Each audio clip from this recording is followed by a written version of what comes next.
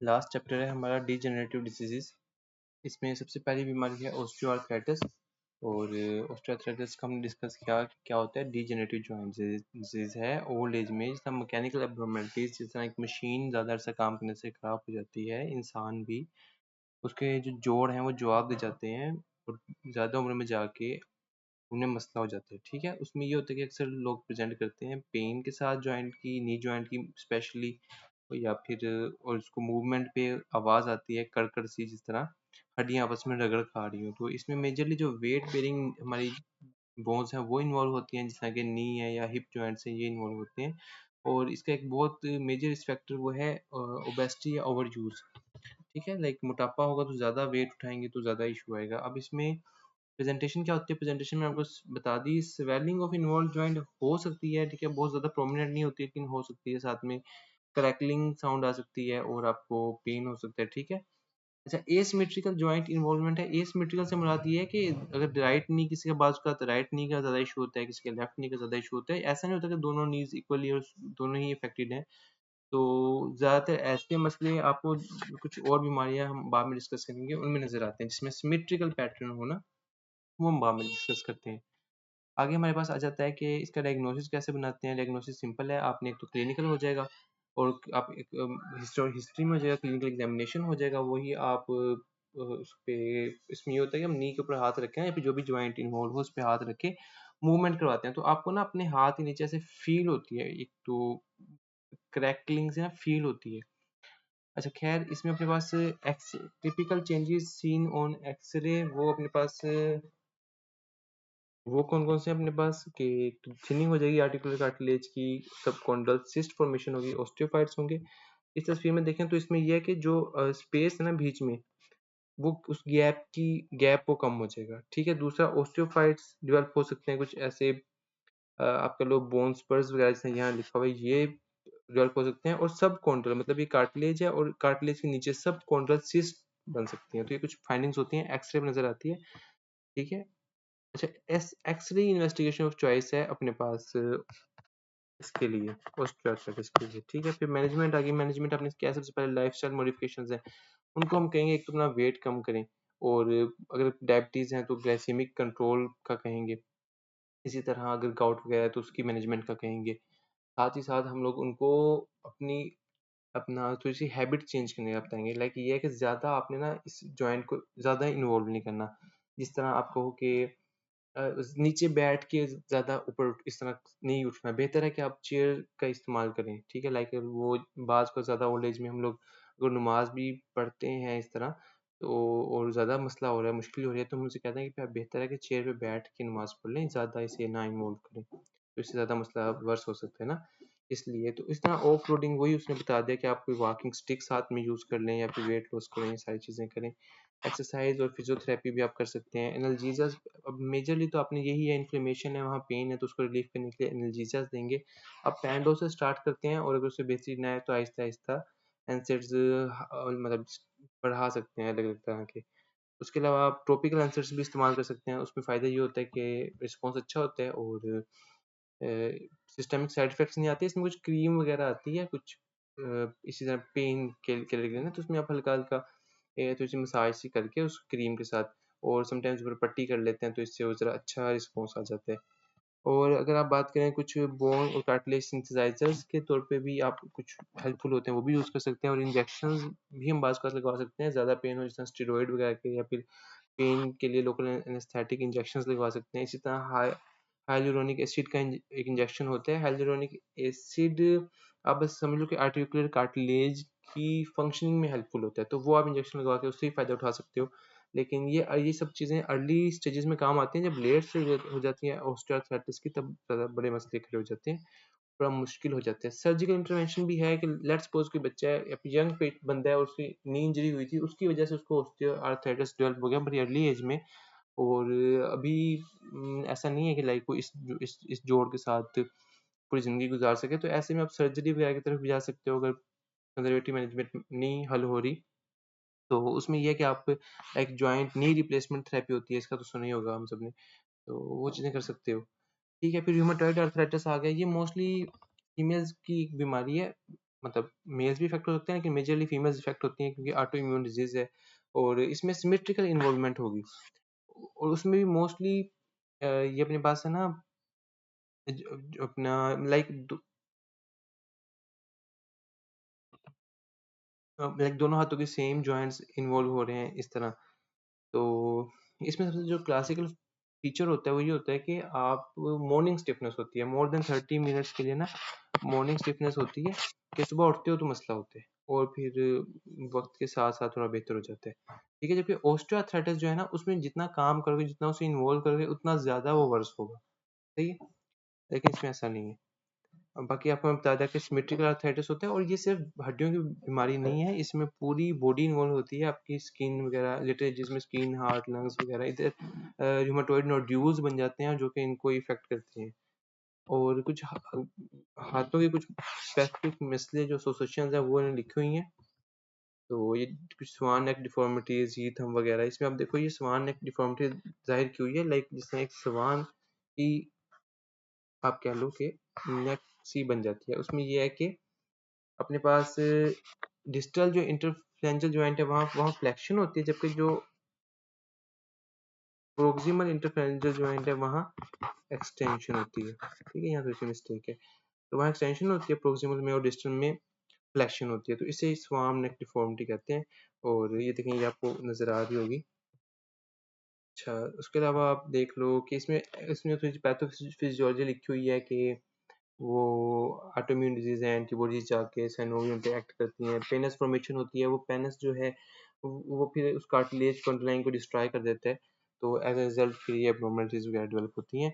Diagnosis आप कैसे करोगे? डायग्नोसिस क्लिनिकल होता है लेकिन आप रूमेटॉइड फैक्टर आपने करवाना होता है, रूमेटॉइड फैक्टर करवाना होता है। उसके अलावा भी कुछ इसके हवाले से टेस्ट होते हैं। हाँ, एक और टेस्ट आप याद कर लें, वैसे बड़ा फायदेमंद है, NTCCP। ठीक है, ये भी टेस्ट है, इसकी ज़रा ज़्यादा सेंसिटिविटी है, थोड़ी ज़्यादा स्पेसिफिसिटी है as compare to rheumatoid factor. अच्छा, और फिर आप अगर उसकी फीचर्स देखोगे तो ऑस्टियोआर्थराइटिस वाले नहीं होंगे, थोड़े से और होंगे, लाइक जिस तरह इसमें ऑस्टियोफाइट्स नहीं होंगे। ठीक है, और जॉइंट डिफॉर्मिटीज आपको मिलेंगी, मतलब जॉइंट है ये और इसकी इस तरह टेढ़ी हुई होगी, जॉइंट डिफॉर्मिटीज मिलेगी। तो इस तरह के कुछ आपको फीचर्स मिलेंगे जिसे आप डिसाइड करते हो। ये देखें, इसमें आपको एक तो डेविएशन, ये डिफॉर्मिटी आई हुई है, डेविएशन ऑफ फिंगर आई हुई है, ये नॉर्मल फिंगर है। यहाँ देखो, यहाँ इरोजन हुई हुई है बोन की, बोन ठीक है, और डिस्ट्रक्शन हुई है, जॉइंट ही खत्म हुआ हुआ है सारा का सारा, स्पेस ही खत्म हुई हुई है। ये देखो थंब ही डिस्प्लेस्ड है, तो किस तरह के कुछ फीचर्स मिलेंगे आपको, और बोथ हैंड्स में मिलेंगे। असल चीज़ ये है। फिर प्रिंसिपल्स क्या है? प्रिंसिपल्स मेजरली तो आपने ये है कि पहले चीज़ हो रही है उसको वर्स होने से बचाओ और सिम्टम्स को रिलीव करो, डिफॉर्मिटीज़ हैं तो उनको ठीक करो और रिहेबिलिटेशन वगैरह करो। खैर, मेडिकल मैनेजमेंट में जो आपने देना होता है ना, इसमें डीमार्ट होते हैं, देने होते हैं डीमार्ट, जो एनसेट्स वगैरह है ना, इससे आप पेन कंट्रोल तो कर सकते हो लेकिन ये मतलब वर्सनिंग से नहीं रोकेंगे, डिजीज को वर्स होने से नहीं रोकेंगे, उसको रोकते हैं डीमार्ट्स, जिसमें अपने पास मेथोट्रेक्सेट आता है, सल्फासालाजिन आ जाता है। तो ये कुछ ड्रग्स हैं जो हमने यूज करनी होती है। और स्टेरॉइड्स भी आप दे सकते हो, वो भी ठीक है, इन्फ्लेमेशन को प्रोग्रेशन को रोकेंगे। तो सर्जिकल मैनेजमेंट क्या है? सर्जिकल मैनेजमेंट नॉर्मली आपको तभी ज़रूरत पड़ती है कि जब लाइक डिफॉर्मिटी ज़्यादा हो गई है और अब नॉर्मल फंक्शनिंग में मसला आ रहा है, तो ऐसे में फिर आपको कई तरीकों से आपने उसको ठीक कर सकते हैं, जिस तरह के साइनोवेक्टमी है, आर्थ्रोडिसिस है, सही है, और जॉइंट रिप्लेसमेंट है, सीन आर्थोप्लास्टी है, टेंडन रिकंस्ट्रक्शंस हैं। तो मतलब वो उस कंडीशन के अकॉर्डिंग आपने बस कोशिश करनी होती है कि कुछ ना कुछ बेहतरी आ जाए मूवमेंट वगैरह में या फिर जो भी। एनकाइलोजिंग स्पॉन्डिलाइटिस ये भी एक मल्टी सिस्टेमिक डिजीज है और ये इन्वॉल्व करती है हमारे पास एक्सोस्केलेटन को और सैक्रोइलिक जॉइंट्स को। सही है, इसके आगे कई कई टाइप्स होती हैं, अभी हम डिस्कस नहीं करनी, बेसिकली बस आपको इतना पता होना चाहिए कि ये सैक्रोइलिक जॉइंट को इन्वॉल्व करती है और एक्सोस्केलेटन को भी साथ में इन्वॉल्व करती है। रोटेटर कफ इंजरीज के बारे में मैंने आपको बताया था कि हमारे पास जो शोल्डर जॉइंट है इसके गिर्द एक कफ सा बनाते हैं कुछ मसल्स और उनके टेंडन्स मिलके, जिनमें अपने पास सुप्रास्पाइनेटस, इंफ्रास्पाइनेटस, सबस्कैपुलरिस और टीरिस माइनर आता है। ये तीन चारों मिलके रोटेटर कफ बनाते हैं, जिसके अंदर हमारा जो ये शोल्डर जॉइंट है वहाँ रोटेशन होती है और समटाइम्स इसके अंदर टेयर आ जाता है या कोई और मसला बन जाता है, जिसकी वजह से पेनफुल हो जाता है और उसकी उसकी बस मैनेजमेंट में आपने ये एक लोकल इंजेक्शन ऑफ स्टेरॉइड हमें देना होता है, तो उससे ये चीज़ ठीक होती है, बाकी टेयर आ जाते हैं।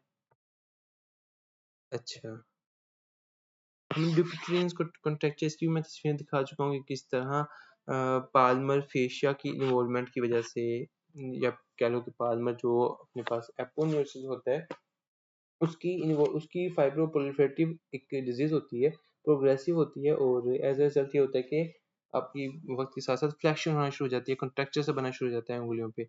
वैसे इसमें कुछ एसोसिएशंस दी हुई हैं इसकी, लेकिन ये मेजरली इडियोपैथिक होता है, और उसके अलावा इसने बताया हुआ है कि ये मसला पेनिस पे भी हो सकता है, ठीक है, और उसकी वजह से पेरोनीज डिजीज होगी, जिसमें पेनिस जो है वो कर्व्ड होगा, सही है। सर्जरी कब इंडिकेटेड होती है कि जब आप लाइक डिफॉर्मिटी बहुत ज़्यादा हो जाए, सिंपल वर्ड्स में, तो इसमें आपने बड़ा ख्याल रखना होता है, बस ये बातें आपने देख लेनी है, इतना कुछ। और एट द एंड ये है कि अगर मसला ठीक ना हो रहा हो, ज़्यादा तंग कर रही हो, तो आपको एम्पुटेशन भी करनी पड़ सकती है। कार्पल टनल सिंड्रोम हमने डिस्कस किया था कि कार्प जो कंप्रेशन होती है मीडियन नर्व की, और इसके तरीके में बताया था कि वैसे मोस्ट ऑफ द केसेस में इडियोपैथिक होती है, लेकिन आपने हमने अल्कोहलिज्म, थायराइड, हाइपोथायरॉयडिज्म में स्पेशली, प्रेगनेंसी और इन्फ्लेमेटरी आर्थराइटिस, इसके साथ कुछ एसोसिएशंस देखी हैं। इसमें होता यही है कि टिपिकली बंदा आता है और कहता है कि उसको ना उसकी जो सप्लाई है अपने पास मीडियन नर्व की, अपने पास कौन सी सप्लाई होती है, सॉरी ये वाला इतना हिस्सा, ठीक है, लैटरल 3.5 उंगली है लैटरल साइड की, तो इस साइड पे पाम भी उसके अंदर आ जाती है, तो उस साइड पे उसको ना सेंसेशन टिंगलिंग वगैरह या फिर नंबनेस महसूस होती है। तो और ज़्यादातर वो रात को वर्स होती है, जिसकी वजह से उसको उठना पड़ जाता है, और तब ठीक होती है जब वो हाथ को लटकाते हैं। मेजरली ये होता है जब वो हाथ अपना सर के नीचे रख के सोते हैं ना, तो उसमें वो मजीद कंप्रेशन आती है, और उसकी वजह से ना उसकी आँख खुल जाती है। उसको वो मतलब उस दर्द वगैरह या फिर जो भी मसला शुरू होता है, फिर वो अपने हाथ को फ्री करके थोड़ा हिलाता है या लटकाता है, तो उससे वो ठीक होती है। और ये बाज़ जो मेहनत करने वाले मतलब मज़दूरी करने वाले बंदे होते हैं ना, उनमें भी ये चीज़ डेवलप करती है। लाइक मुसलसल एक ट्रॉमा, माइनर माइनर ट्रॉमा होता रहता है, और उसकी वजह से वो कार्पल टनल सिंड्रोम हो जाता है। तो इसकी अब डायग्नोसिस आपने क्या करना होता है कि क्लिनिकल डायग्नोसिस होता है, और मैंने फैलन टेस्ट और टाइनियल टेस्ट आपको मैं दिखाए थे, नर्व कंडक्शन स्टडीज़ भी करवा सकते हैं अगर आपको ज़्यादा ही शक है लेकिन डायग्नोसिस नहीं हो पा रहा। और ट्रीटमेंट की बात करें तो इसमें आपने वैसे कंजर्वेटिवली मैनेज करना होता है, लोकल स्टेरॉइड इंजेक्शन भी लगा सकते हैं कोई एक्यूट फेज आदि मसला हो रहा है तो।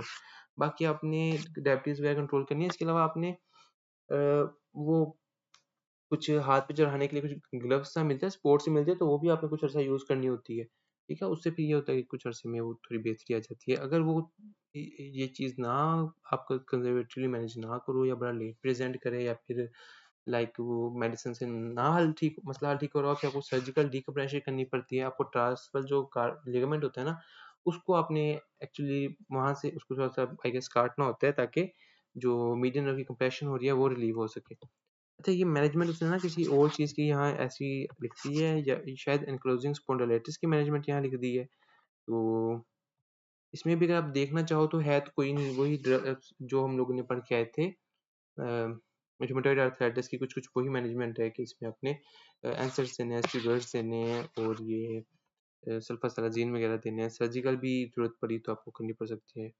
मैनेजमेंट। अच्छा, रिकेट्स और ऑस्टियोमलेशिया आपको पता है, रिकेट्स बच्चों में होती है, ऑस्टियोमलेशिया बड़ों में होती है, विटामिन डी डेफिशिएंसी की वजह से होता है। खास तौर पे उन बच्चों में लाइक जिनमें विटामिन डी वो ना तो उनका ओरल इनटेक है, दूध वगैरह नहीं मिल रहा, और साथ में उनको धूप का भी इतना एक्सपोज़र नहीं है, तो ऐसे में उनको रिकेट्स डेवलप हो सकता है विटामिन डी डेफिशिएंसी की वजह से। और उसमें ये होगा कि उनकी बाउंडिंग ऑफ लेग्स हो सकती है, रिकेट्स रोज़री हो सकती है। इन चीज़ों का आपको हम लोग पैथो में ज़्यादा डिस्कस करेंगे। और इसकी मैनेजमेंट में आपने यही करना होता है, विटामिन डी और कैल्शियम वगैरह देना होता है, तो उससे वो ठीक हो जाते हैं। और बड़ों में अगर ये मसला बने, तो बड़ों में हड्डियाँ कमज़ोर हो जाती हैं, इसे कहते हैं ऑस्टियोमलेशिया, ठीक है? उसमें भी यही होता है कि मेजरली कैल्सिफ़िकेशन ही होती है, मतलब वो हुई पहले तो ये होती है, लेकिन वो खुर जाती हैं फिर, मतलब उसकी कैल्सिफ़िकेशन कम हो जाती हैं। लेकिन ओस्टियोइड मतलब ठीक है, वो रह जाता है। जबकि एक अपने पास है ओस्टियोपोरोसिस। ओस्टियोपोरोसिस में ये होता है कि आपकी ना बोन की डेंसिटी कम हो जाती है। लाइक बोन का वैसे स्ट्रक्चर देखो ना, तो वो ठीक है। ठीक है, ओस्टियोमलेशिया में क्या है कि आपकी क्रिस्टलाइजेशन जो होती है ना बोन की कैल्शियम फॉस्फेट से, वो नहीं हुई हुई, जबकि जो बाकी मैट्रिक्स होता है ना वो पड़ा हुआ है। ओस्टियोइड जो जो भी उसे कहते हैं वो मौजूद है। लेकिन ओस्टियोपोरोसिस में ये है कि बोन कम हो गया है, बोन का डेंसिटी कम हो गया है, लेकिन जितनी बोन पड़ी है वो कंपोज़िशन उसकी ठीक है। शायद समझ आ रही हो मेरी बात की। तो इसकी अच्छा ऑस्टियोपोरोसिस की रीज़न क्या है कि सिंपल सी रीज़न यही है कि जब बोन की डिस्ट्रक्शन ज़्यादा होना शुरू हो जाए, ठीक है? ऑस्टियोक्लास्ट एक्टिविटी ज़्यादा हो जाए ऑस्टियोब्लास्ट एक्टिविटी से, और इसमें एल्डरली में ये चीज़ ज़्यादा होती है, थायरॉइड डिज़ीज़ डिसऑर्डर्स के कुछ उसने मसले बताए हुए हैं जो कि ऑस्टियोपोरोसिस कॉज़ करवाते हैं, और आपको पता है कि पोस्ट मेनोपॉज़ल वुमन में जब एस्ट्रोजन आना बंद हो जाता है तब भी ऑस्टियोपोरोसिस ज़्यादा होती है। खैर, आपने अमाउंट को डिसाइड करने के लिए डेक्सा स्कैन करवा सकते हैं, और मैनेजमेंट यही है कि आपने कैल्शियम सप्लीमेंट्स देने होते हैं इन फीमेल्स को। साथ में आपने बिसफोस्फोनेट्स और टेरीपेराटाइड, आपको इनका आइडिया होगा ये क्या चीज़ें हैं, तो ये आपने देनी होती हैं। सेरेब्रल पैल्सी क्या होती है? ये एक डेवलपिंग ब्रेन में अगर मसला बन जाए ना, लाइक बच्चा है उसमें ग्रोइंग अभी ब्रेन है, उसमें क्या हो कि उसकी हाइपोक्सिया हो जाए डिलीवरी के दौरान, या फिर इन्फेक्शन वगैरह हो जाए ब्रेन का, तो उसमें ना ब्रेन का एक कुछ परमानेंट डैमेज हो जाता है और ये रिकवरेबल नहीं होता। खैर, उसमें फिर यही है कि वो उसे इसे कहते हैं कि लाइक सेरेब्रल, जो ये पालसी के बच्चे होते हैं इनमें फिर अपना मुख्तलिफ तरह के स्पास्टिक या फिर एटेक्सिक या मिक्स तरह की फीचर्स आ सकते हैं। मोनोप्लेजिया के एक लिम्ब की वीकनेस हो सकती है, हेमीप्लेजिया, डाइप्लेजिया, टेट्राप्लेजिया या क्वाड्रिप्लेजिया, ये सब कुछ हो सकते हैं इनमें, सही है? और इनकी मुख्तलिफ तरह की उसकी वजह से इनकी गेट एब्नॉर्मैलिटीज़ भी आती हैं, जिसमें ये कुछ इन्होंने लिखी हुई हैं। और फिर इनमें हम लोग कर तो कुछ ज़्यादा ज़्यादा तो कुछ नहीं कर सकते। अ, बस इतना कर सकते हैं कि जो मसल में कॉन्ट्रैक्चर्स वगैरह बने हैं, उनको रिलीव रिलीव करवा दें, उनको मतलब काटना पड़े या फिर बोtulinum टॉक्सिन लगाना पड़े या फिर उनको फिजियोथेरेपी करवाएँ, स्ट्रेचिंग वगैरह करवाएँ। तो हम यही कुछ कर सकते हैं। अगर बोन्स भी ज़्यादा एब्नॉर्मैलिटीज़ हो रही हैं, तो उसमें ओस्टियोटॉमी भी हम कर सकते हैं। तो बस इतना कुछ हम कर सकते हैं इस हवाले से। ये हो गया अपने पास सेरेब्रल पाल्सी खत्म।